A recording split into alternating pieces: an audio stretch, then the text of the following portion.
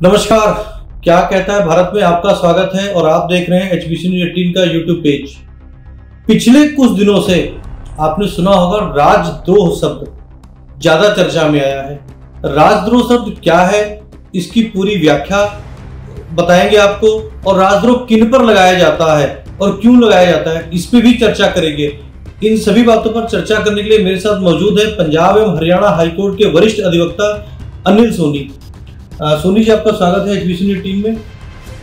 आजकल एक आम चर्चा में हर कभी ना कभी अखबारों में पढ़ने को मिल जाती है, टीवी चैनलों पर भी सुनाई पड़ती है राजद्रोह। तो पहले तो आप ये बताएं हमारे दर्शकों को राजद्रोह है क्या? महेश्वरी जी, मैं पहले आपको प्रोग्राम शुरू करने से पहले बताऊंगा, इसकी डेफिनेशन बताऊंगा। राजद्रोह की डेफिनेशन है क्या वास्तव में? भारतीय दंड संहिता की धारा 124A के अनुसार लिखित या फिर मौखिक शब्दों या फिर चिन्हों या फिर प्रत्यक्ष या परोक्ष तौर पर नफरत फैलाने या फिर असंतोष जाहिर करने पर दोषी को 3 साल की सजा या उम्र कैद या दोनों दी जा सकती है। ये राजद्रोह में दंड का प्रावधान है। दंड का प्रावधान भी है, और मैंने आपको बताया कि किन किन परिस्थितियों में ये राजद्रोह लग सकता है।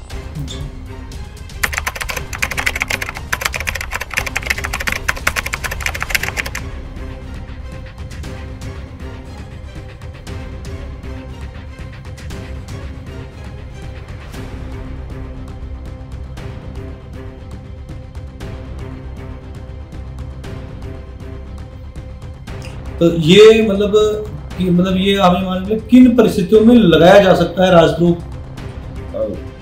हमारे दर्शक ये जानना चाहते हैं। मैं आपको इसको इंग्लिश में भी बताना चाहूंगा कि इंग्लिश में राजद्रोह को सेडिशन कहते हैं। सेडिशन क्या है कि whoever by words either spoken or written or by sign or by visible representation or otherwise bring or attempt to bring into hearted or attempt to excite the people or attempt to excite dissatisfaction towards the government destabilized by law stabilized by the law shall be punished with 3 years or life imprisonment or with fine।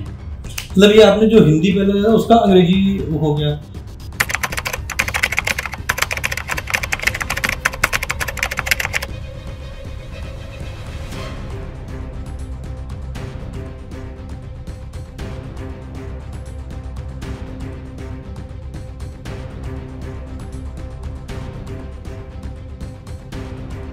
अब हमारे दर्शक ये जानना चाहते हैं कि राजद्रोह किन लोगों पर लगाया जा सकता है। एक आम भाषा में, आम बोलचाल में थोड़ा सा समझाएं, इसको कोशिश करें कि हमारे दर्शकों को तक पहुंचे मैसेज। मैं बिल्कुल मोटे शब्दों में आपको बताऊंगा कि कोई भी व्यक्ति जो हमारे संविधान की धारा के अनुरूप बनी हुई सरकार को डिस्टेबलाइज करने की कोशिश करता है, उस पे राजद्रोह लगाया जाता है। आज की स्थितियां ये है कि कोई कुछ बोले और उसके खिलाफ राजद्रोह लगा दिया जाता है, ऐसा कुछ नहीं है। राजद्रोह तभी लगता है जब आप ऐसा कुछ वक्तव्य जारी करें, कोई ऐसा लोगों को भड़काएं, या कोई ऐसा आपका विचार या वक्तव्य या आपका लेखन कार्य या कुछ ऐसा हो जिससे लोग भड़क जाएं, दंगा भड़क जाए, सामाजिक ताना बाना टूट जाए, सामाजिक विद्वेष उत्पन्न हो जाए, सामाजिक सामंजस्य टूट जाए, जिससे सरकार को कंट्रोल करना बहुत मुश्किल हो जाए, तब आपके ऊपर राजद्रोह बनता है। बीच में इस आपने एक शब्द लगा डिस्टेबलाइजमेंट, कुछ इस टाइप से, मैं समझ गया उसका मतलब क्या है। भाई, अगर आप कोई ऐसा वक्तव्य जारी कर देते हैं कि भी इस सरकार के खिलाफ सारे लोग इकट्ठे हो जाओ और इसको उखाड़ के फेंक दो और नया शासन व्यवस्था ले आओ, जिससे हमारे संविधान के प्रति जो सरकार संविधान के उसको पालन करते हुए सरकार बनी है, उस संविधान की ही धज्जियां उड़ा दी जाएं, ऐसा कुछ आप वक्तव्य जारी कर दो तो आपके ऊपर राजद्रोह बनता है। इस बीच में कुछ वरिष्ठ पत्रकारों के ऊपर भी राजद्रोह की धारा लगाई गई है। तो क्या उन्होंने ऐसा कोई पत्रकार ऐसे तो नहीं होते कि उनके ऊपर राजद्रोह लगा दिया जाए, या उन्होंने ऐसा कोई कृत्य भी नहीं किया होता? कोई पत्रकार जो होते हैं वो सरकार की नीतियों के खिलाफ हमेशा आवाज उठाते हैं। मैं आपकी इस बात से बिल्कुल सहमत हूँ। अभी पीछे हमारे माननीय उच्चतम न्यायालय ने एक पास किया है जिसमें हमारे वरिष्ठ संवाददाता जर्नलिस्ट विनोद दुआ को उन्होंने कहा है कि इनके ऊपर जो राजद्रोह का मुकदमा हिमाचल प्रदेश में दर्ज किया गया था उसे खारिज किया गया था। माननीय न्यायाधीश यू ललित और जस्टिस सूरी की अदालत में Kedarnath versus state of Bihar का केस था जो 1962 में डिसाइड किया गया, जिसके अकॉर्डिंग उन्होंने कहा है कि संविधान की इस व्याख्या को ध्यान में रखते हुए सरकारों को इसका पालन करना चाहिए और लोगों को कटु आलोचना करने वाले वक्तव्यों को ध्यान में रखते हुए उनके ऊपर राजद्रोह नहीं लगाना चाहिए। ये लोगों का मौलिक अधिकार है। हमें लोकतंत्र में ये अधिकार दिया गया है कि हम सरकार के खिलाफ तो बोल सकते हैं, सरकार की नीतियों के खिलाफ बोल सकते हैं, लेकिन अगर हमारे किसी वक्तव्य से, किसी रचना से, किसी हमारे दस्तावेज से, प्रिंटिंग से सरकार, ये ऐसा होता है कि सरकार डिस्टेबलाइज होती है, सरकार उखड़ सकती है, उस अवस्था में ही राजद्रोह लगता है। अब विनोद दुआ जो हैं वो बहुत मीठे बोलने वाले स्पीड स्पोकन पत्रकार हैं, ऊंची आवाज में भी बात नहीं करते। अगर उन्होंने कोई वक्तव्य ऐसा जारी किया है, मुझे नहीं याद पड़ता, जिससे सरकार में या कहीं दंगा भड़का हो। और अभी इसके मामले में हमारे माननीय दिल्ली के न्यायाधीश ने भी एक निर्णय दिया था, दिशा के नाम से एक केस आया था। उसमें वो पर्यावरणविद थी, उसने एक टूल किट को आगे जस्ट फॉरवर्ड किया था, तो उस पर भी इन्होंने राजद्रोह का मुकदमा दर्ज कर दिया था।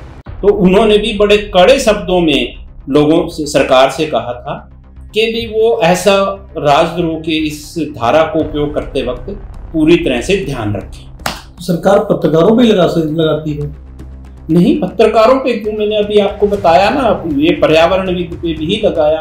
तो कानून और जो हमारे कानून के रक्षक हमारे माननीय उच्चतम न्यायालय, उच्च न्यायालय एवं अदर दूसरे न्यायालय बैठे हैं, वो इस बात को बार बार सरकार के संज्ञान में ला रहे हैं कि वो इस कानून को उपयोग करते वक्त पूरा ध्यान रखें और पूरे धैर्य से इसका उपयोग करें। चलिए मान लेते हैं किसी के ऊपर सरकार ने राजद्रोह लगा दिया जी, अब वो क्या करे कि वो राजद्रोह से अपने आप को मुक्ति कैसे पाएंगे? वो कैसे साबित करे कि मैं इस जो धारा मेरे ऊपर लगे मैं इसका दोषी नहीं हूँ? वो ये साबित करे ना कि उसने जो लेख लिखा उसके बाद ना तो कहीं दंगा भड़का, ना कहीं विवाद उत्पन्न हुआ, ना कोई विद्वेष उत्पन्न हुआ, ना कहीं चार लोग इकट्ठे हुए, इससे सामाजिक ताना बाना कहीं डिस्टर्ब नहीं हुआ। उसने तो सिर्फ लोगों की सोई हुई आत्मा को जगाया, वो साबित करे। मतलब कुल मिला के हम ये मान के चले कि सरकार की नीतियों के खिलाफ कुछ भी लिखना, कुछ भी बयान करना, कटु आलोचना करना राजद्रोह के नहीं आता है, ये माने। तो मेरा ख्याल है कि हमारे दर्शकों को ये बात समझ में आ गई होगी कि राजद्रोह क्या है, और सरकार की कटु आलोचना करना राजद्रोह की श्रेणी में नहीं आता है। हम पिछले काफी दिनों से इन शब्दों को सुनते आ रहे थे कि राजद्रोह राजद्रोह राजद्रोह। ये हमारे वकील साहब ने आपको अच्छी तरीके से समझाया होगा, सामान्य शब्दों में आपको समझ में भी आया होगा, और अगर नहीं समझा तो दोबारा फिर इस प्रोग्राम को सुन लीजिएगा आप, जो है तो आपको समझ में आ जाएगा। वकील साहब हमारे प्रोग्राम में आए, आपका बहुत बहुत धन्यवाद। और आपने देखा HBCD18 के प्रोग्राम, चैनल को सब्सक्राइब करना बिल्कुल ना भूलें और खबर को शेयर जरूर करें।